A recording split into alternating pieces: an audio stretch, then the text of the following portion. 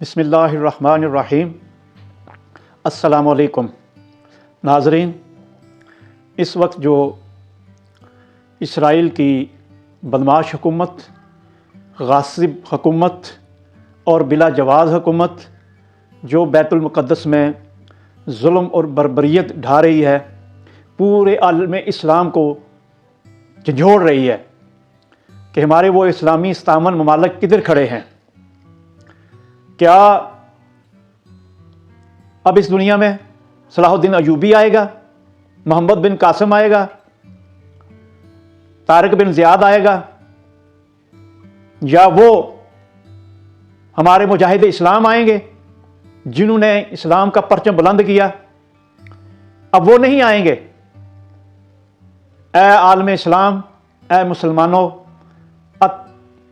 اب تم میں سے ہی کوئی طارق بن زیاد بنے گا، کوئی صلاح الدین ایوبی بنے گا، کوئی محمد بن قاسم بنے گا۔ اب بھی جاگ جاؤ، ان حکمرانوں کے پیچھے کب تک لگے رہو گے؟ یہ تو اپنی کرسیاں بچانے کے لیے اور اپنی سیاست کھیلنے کے لیے، جب ان کی حکومت چلی جائے، ان کی کرسی ان کے نیچے سے چلی جائے، تو پھر یہ لانگ مارچ بھی کرتے ہیں، یہ بازار بھی بند کرتے ہیں، یہ سڑکیں بھی بند کرتے ہیں، اور یہ لاشیں بھی گراتے ہیں صرف اپنی ذات کے لیے۔ آج پاکستان کا کوئی سیاستدان ماں سوائے اس 27 سالہ نوجوان جس کا نام شہید حیدر ملک سیالوی ہے، اس کے علاوہ کوئی پاکستان کا کوئی بڑا سیاستدان، کوئی نواز شریف، کوئی آصف زرداری، کوئی عمران خان، کوئی مولانا فضل الرحمان، میں کس کس کا نام لوں؟ کیا کسی کا کوئی اتنا مذمت کا بھی بیان آیا ہے؟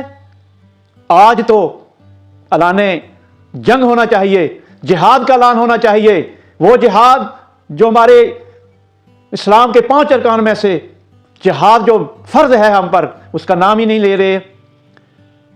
دیکھو ہمارا رشتہ کیا ہے بیت المقدس سے، مسجد حرام سے، مسجد اقصی سے، فلسطین سے۔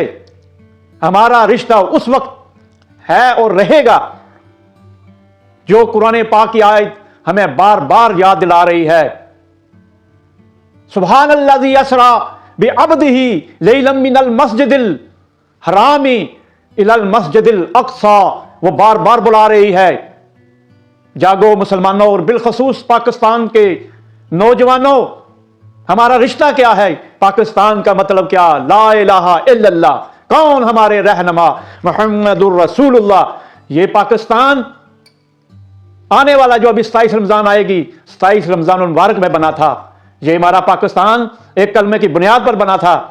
آج اس پاکستان کی قوم کو، پاکستانی مسلمانوں کو، آج فلسطین کی بچیاں، فلسطین کی مائیں، فلسطین کی بہنیں آج پکار پکار کر کہہ رہی ہیں کہ آؤ ہمیں اس ظلم اور بربریت سے بچاؤ۔ کھڑے ہو جاؤ اور ان ظالم سیاستدانوں اور ظالم حکمرانوں سے جو امریکہ اور لادین ملکوں کے پیچھے لگے ہوئے ہیں